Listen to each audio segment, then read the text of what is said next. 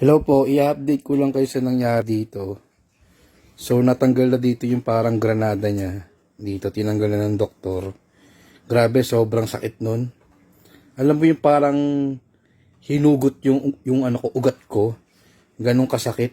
Ito nga pala yung pseudoaneurysm mo. So, wala na yung bukol niyan. Yung ito nga, nahugot. Kala ko sumirit yung dugo kasi hindi talaga ako tumingin habang hinuhugot ng doktor yung granadang tinatawag nila. Yan, wala na. Buti wala na. Pero grabe yung pagkahugot. Sobrang sakit. Sobrang sakit talaga. Hindi ako handa na ganun pala kasakit yung granada na yon.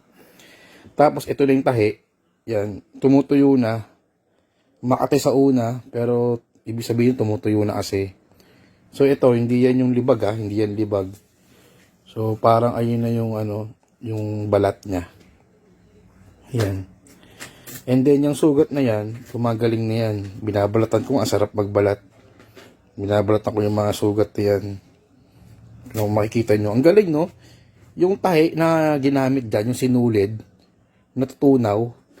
Nakalimutan ko lang, naitanong ko na sa misis ko kung anong tawag sa tahi na yun. Na natutunaw siya. Anyway, parang 10 days na yata to. Tinanggal lang ng Webes. Nag-follow up, check up kami. So, sabi ng doktor, pwede ko na iganon-ganon. Pero, prior pa nun na pumunta kami sa clinic, sabi na ng misis ko si Monica, na galaw-galawin ko na yung kamay ko. Dire-diretso ko na kasi baka magkaroon ng contraction ba? Yun, contraction. Baka masanay ako naka-fold lang na ganyan. Mahihirapan ako kasi, di ba? Kapag nasanay ako nakaganyan, baka may tendency hindi ko na maidiretso. Pero yung nagpa-check up kami, good thing na meron akong pulso. Mainit yung palad ko. Then, kinakapa nila yung pulso ko, okay naman. So, ang ibig sabihin, successful yung operation niya. Tapos, nakakaranas lang ako ng manhid sa ilalim. Pamamanhid.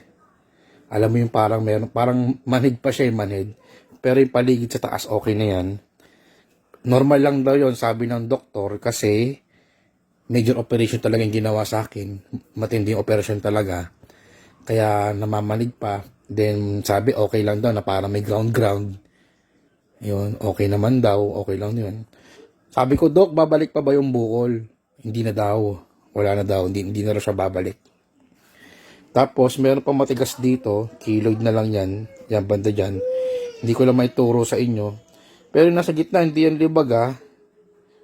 Hindi yan libag. Ang galing nun, nakakatuyo talaga yung ano. Meron pang spray si mami dito na sobrang nakakatuyo ng sugat. Q-tip yung tawag. Hindi, Q-tip ba? Tama, Q-tip ba tawag nun? Nakakatuyo siya ng sugat, pang spray siya.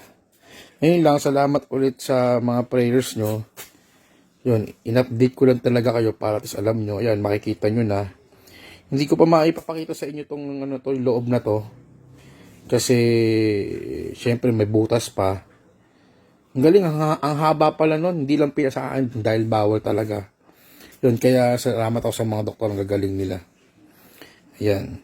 Pasintabi po sa mga kumakain ha. Sorry po.